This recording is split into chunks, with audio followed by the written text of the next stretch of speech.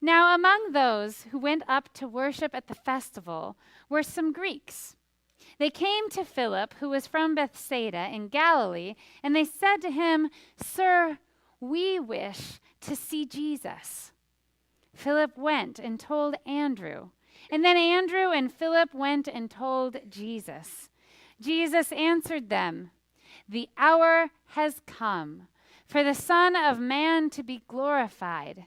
Very truly I tell you, unless a grain of wheat falls into the earth and dies, it remains just a single grain. But if it dies, it bears much fruit.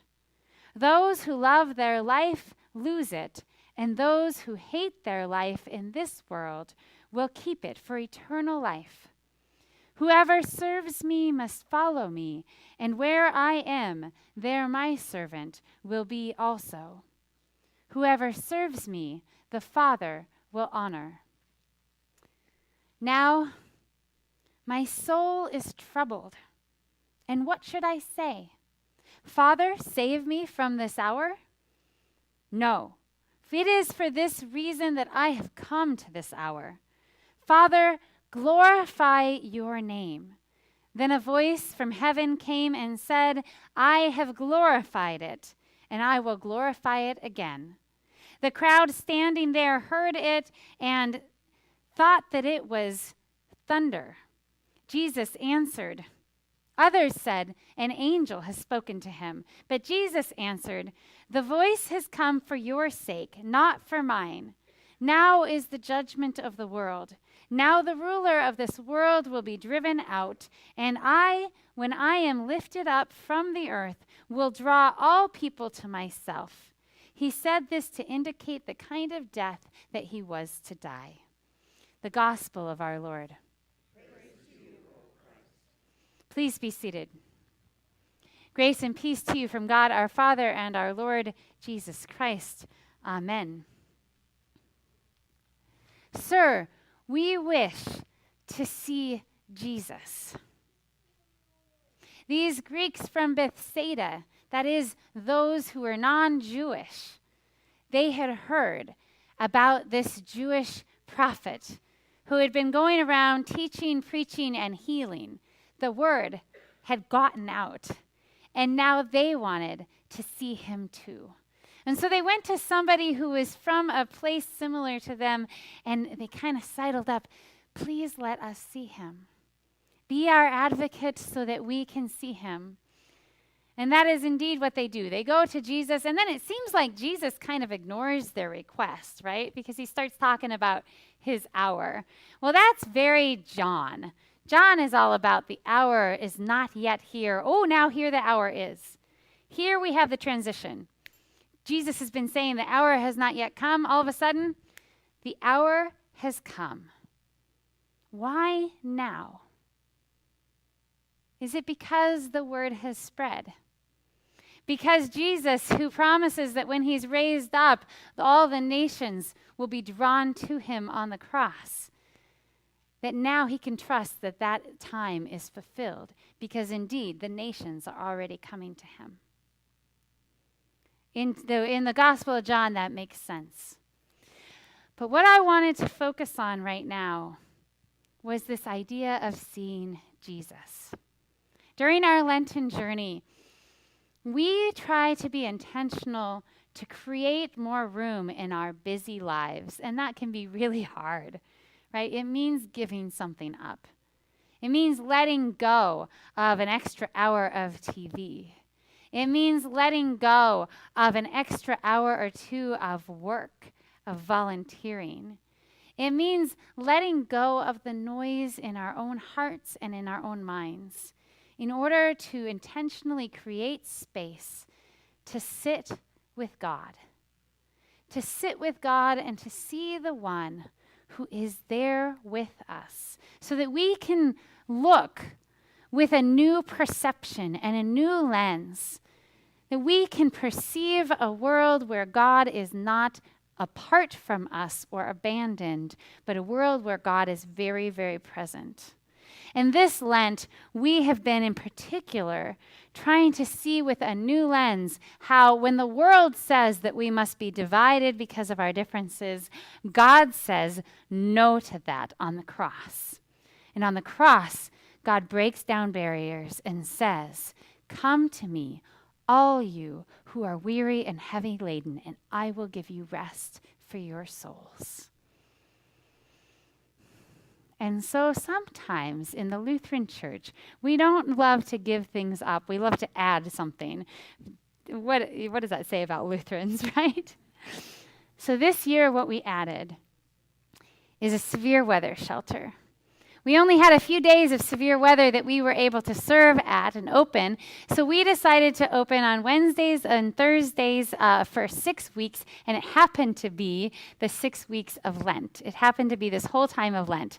And our last day, I love this, by the way, our last day is Maundy Thursday.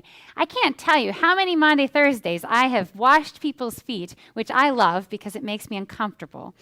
I've washed people's feet, and I've thought to myself, this is a perfect symbol of service. But you know what? It's not the service God calls us to. God calls us to serve those most vulnerable among us, most pushed to the margins. And so this Maundy Thursday, we get to wash feet, and then we get to go out into our fellowship hall and welcome people to sleep in this church for one more night. So for once, I feel like Maundy Thursday will actually be Maundy Thursday. I love it. Jesus would be like, yay! So last week on Wednesday, when we welcomed people in, people came early, and I said, hey, we don't open till 7, but you're welcome to eat soup with us and to worship with us. We don't want to require it, but all are welcome. And 4 people came. And we had just enough seats. In fact, we had one less seat, so I had to grab an extra seat. It was perfect because everybody talked, and we saw everybody at the table, chatting with each other. It's the table that God makes, where all are welcome, where differences are honored and respected and valued as having something to bring of value to the table, and where they don't divide us. And that's what we got to experience. And at the end of that service, the worship service, where this man who looks very different from me, right? He's really tall, really big in coveralls, came and gave me a big hug and said, thank you. That was great. And that is what we're here trying to do.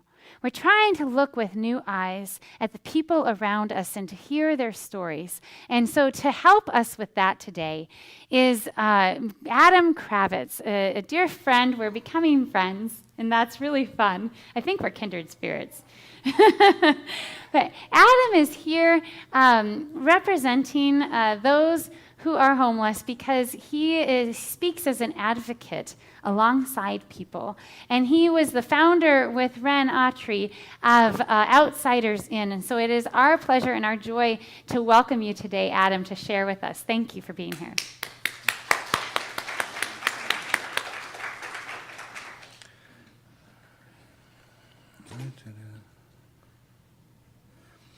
Good morning. Good morning. I'm going to say that I appreciate that I've been coming here the last few weeks, and this isn't as nerve-wracking as it might have been for me. I do have quite a few pieces of paper here, but don't worry, I made the printing really big, so it's not as long as you think it might be. She told you my name. One of the things I always like to do is say that, and I do this for 2 reasons. I am in recovery, and I'm always going to be in a state of recovery. Some people might think that's a little bold to just throw out that recovery phrase. But for me, it's part of my healing and part of my recovery to say it, to mention it, to put it out there. And what that really means is that wanting and striving for a better quality of life, especially in areas of my life that are not going as well as I'd like them to. So recovery isn't, many associate recovery with addiction, but that's not the only thing that we recover from. So for the sake of transparency, that is just one of the areas that I'm recovering from. but I'm also a survivor.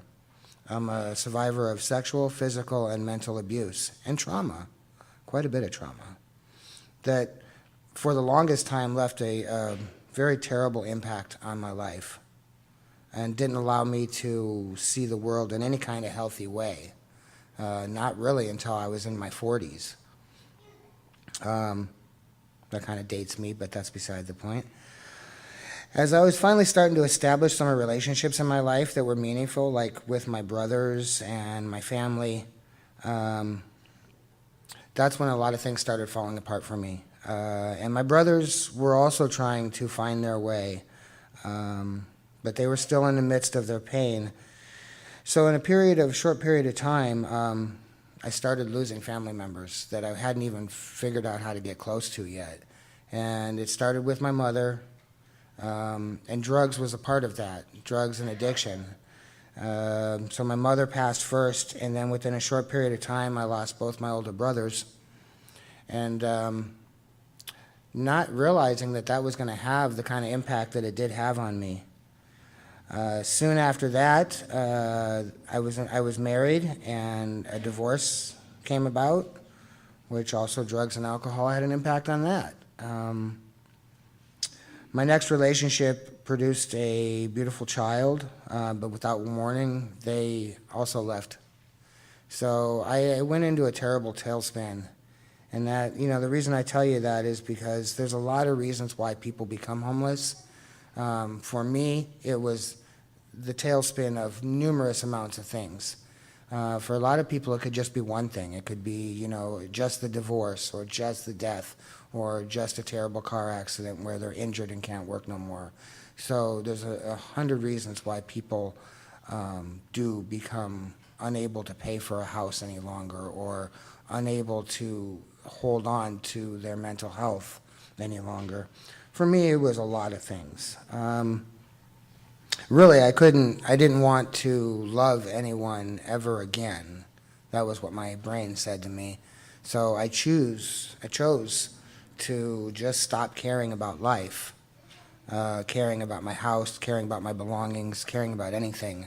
And without me realizing that all those things just went away, and there I was. I was down to a few bags of stuff, and then I was walking down the street, and it was exactly like that. All of a sudden, my life was gone, and I had some bags. And, I used to be kind of prejudiced. My perspective changed about who I thought was homeless and what I thought homeless guys were, because I've seen plenty of guys around the garbage can, and it's always the older guys and the alcoholics, and they're always dirty, and they were, all of a sudden, in a blink of an eye, I was one of those guys. So this was in 2007, and my homelessness basically lasted for 6.5 years. So what can I tell you in this few minutes that we have here? What I wanted to do is just add some perspective. I love that you talked about glasses of love. That was beautiful today. If I can have an impact on your perspective on homelessness, then I've done what I set out to do here. Prejudice, stigma, judgment, fear. That's what we see on people's faces when they look at us. And I'm going to say us because even though I've been off the streets for a while, I still identify. Every time I walk or look or see things, I'm always thinking from this homeless lens. I made sure to buy a van just in case I became homeless again. I had somewhere to fall back on. So, everything is always still thinking about the what ifs. But prejudice, stigma, judgment, and fear, that's what I seen on people's faces over and over again. And all I wanted was for someone to see me, but I wanted everybody to stop looking at me. My house, my life, everything that I did was on display. I had nowhere to go, so I was always being stared at. And I always saw these looks, and these looks I'll have to admit now that I couldn't decipher the looks like I thought I could.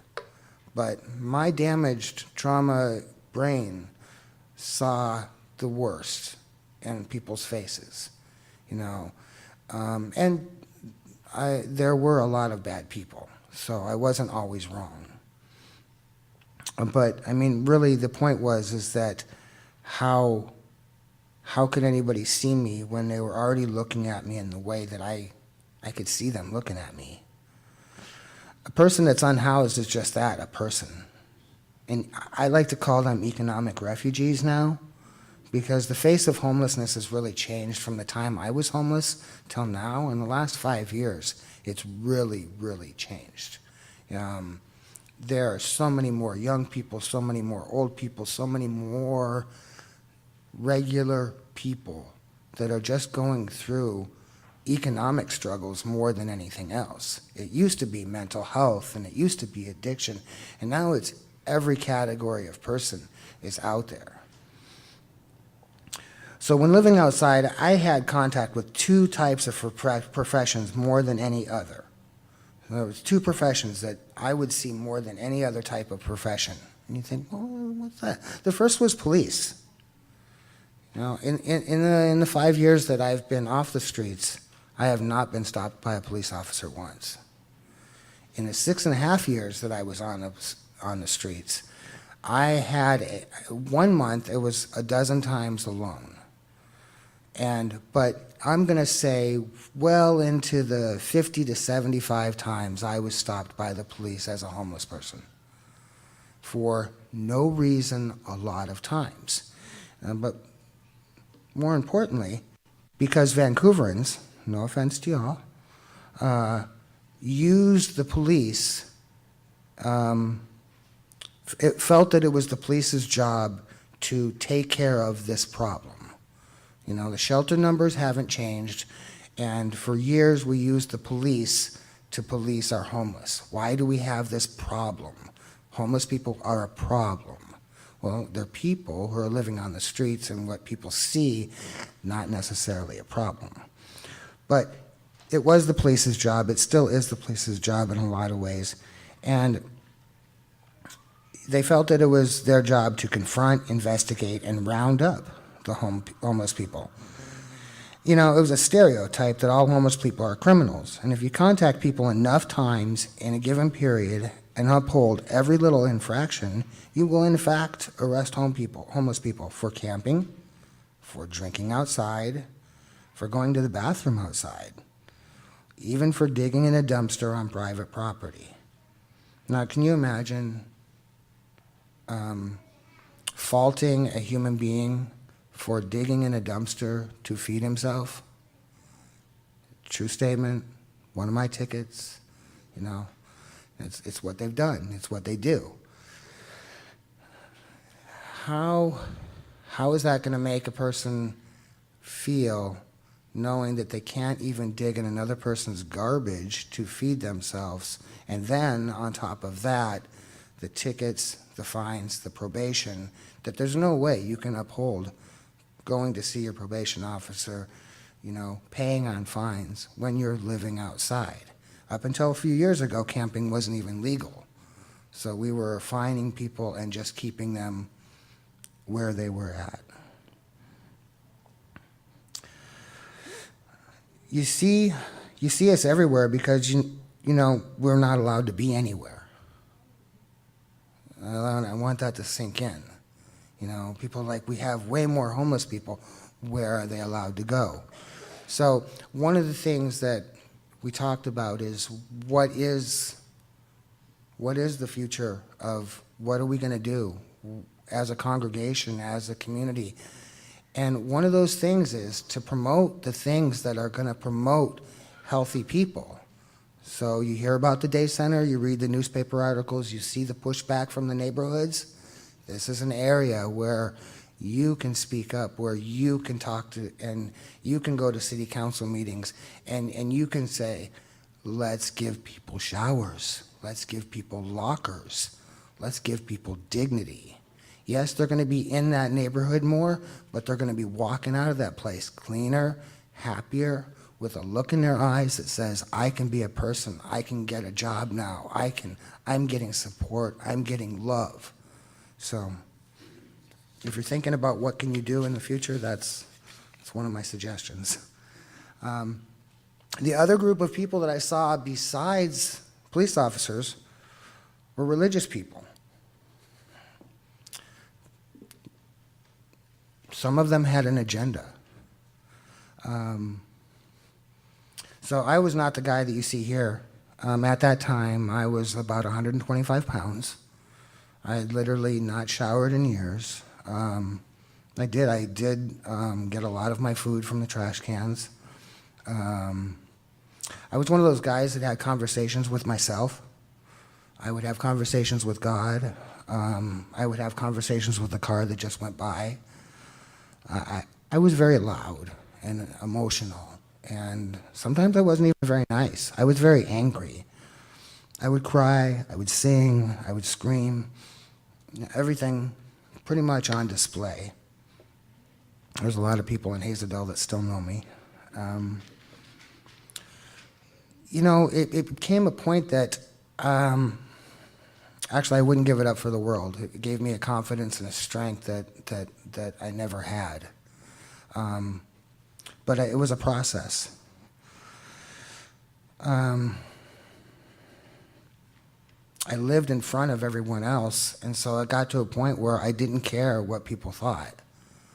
That didn't always serve me well. But that group of people, people that were involved in different church groups, like for example, the Mormons, when they would come, after the few times that I would stop them and tell them that I had a message for them, they started crossing the street.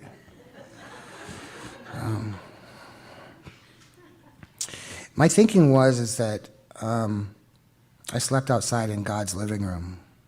I kind of told people I couch surf with God. There was no filter. There was no roof.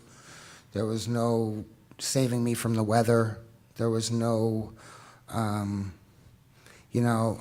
did find things in those trash cans, but I felt like they were given to me when I needed them.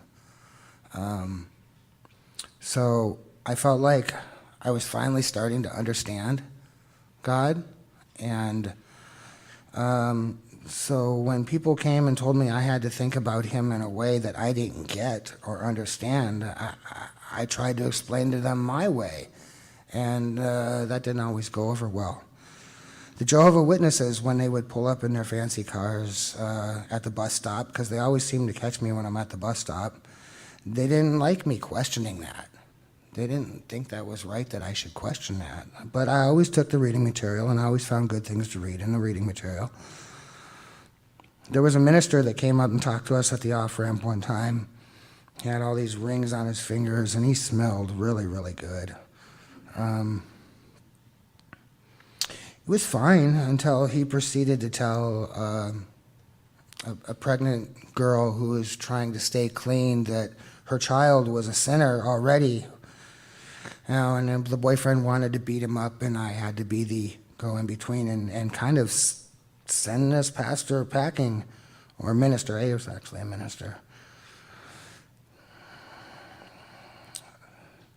That was hurtful. And, she started crying when he said that, and she was doing everything in her power to stay clean and think about the future of her child.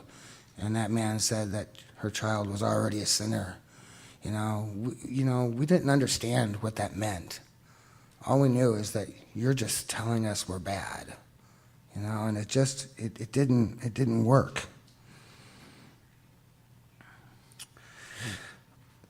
The most impactful God moments actually came from children, led by some good adults. One time at the McDonald's, a small bus of teens were talking to a youth pastor after coming from a park where they had been feeding the homeless. I didn't really understand that as I was sitting there, but as I listened, he was asking them to share some things that they learned.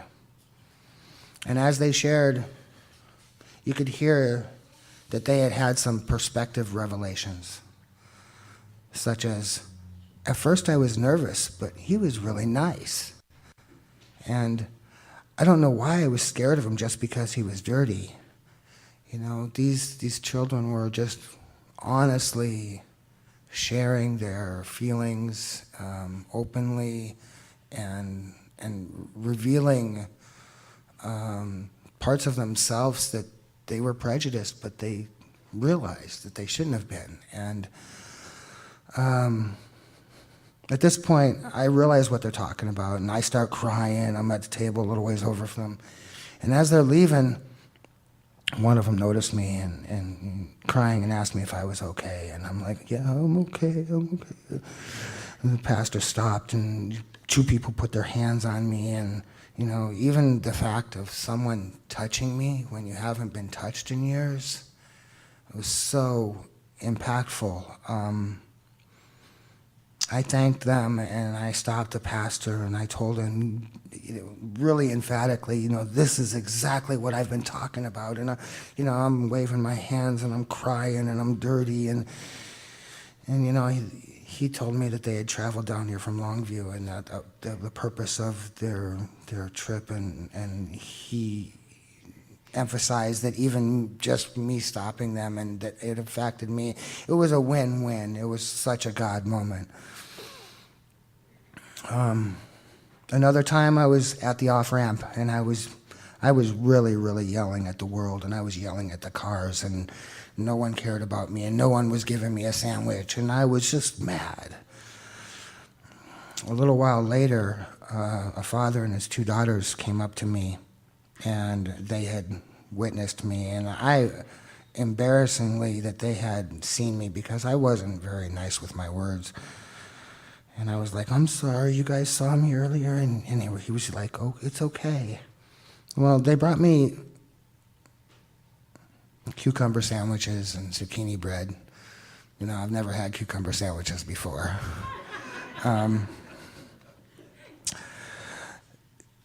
That wasn't, I mean, I loved those sandwiches, I'm going to tell you. The two little girls, one was older than the other, and the little one said to the older sister, she's like, tell him, give it to him. And I guess she had a bag behind her back, but she hadn't told her father what she was planning. And she said, don't open this until I leave. And Dad's like, what'd you do? And she's like, I don't want to tell you. And this was a beautiful little family, and he said, okay. He didn't question it any further. He just said, okay. And she gave me this little brown bag, and it was like a little conspiracy between the two daughters, and she had emptied her piggy bank, including a $20 bill, and lots of change, and some chocolate. But it was I cry when I talk about it. It was the handwritten note and the drawing of Jesus and the words, you are not alone, that will forever be etched in my brain. You know, I will never forget. I cried and cried and cried, I tell you.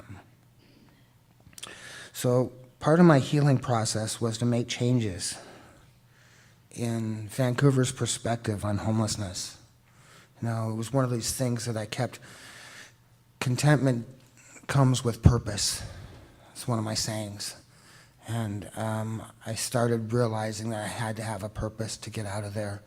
You know, so I started collecting more food from the trash can than what I needed and started giving it away. You know, from there, it just kind of blossomed. I used to be a waiter, so maybe if I could serve the homeless, you know, maybe that's what God is saying to me.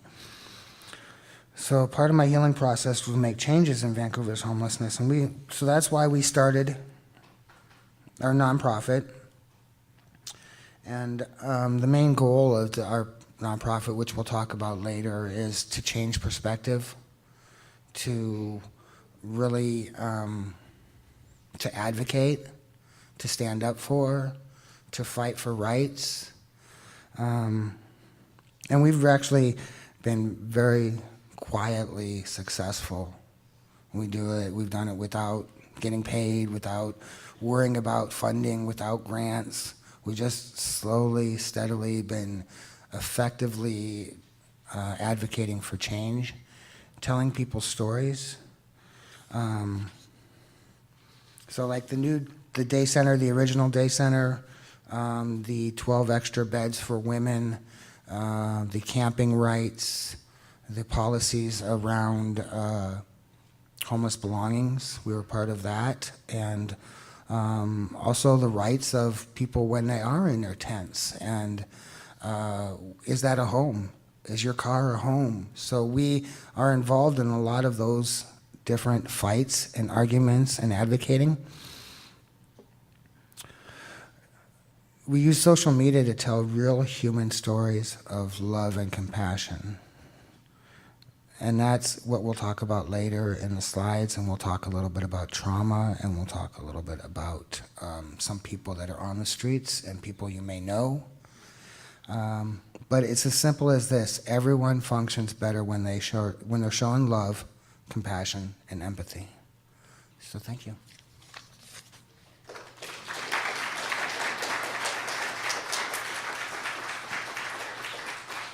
Thank you, Adam. That was absolutely beautiful. God bless you. What a wonderful story and perspective that you share with us. Again, thank you. Let us please stand as you are able. And let us respond with a hymn of praise and song to God.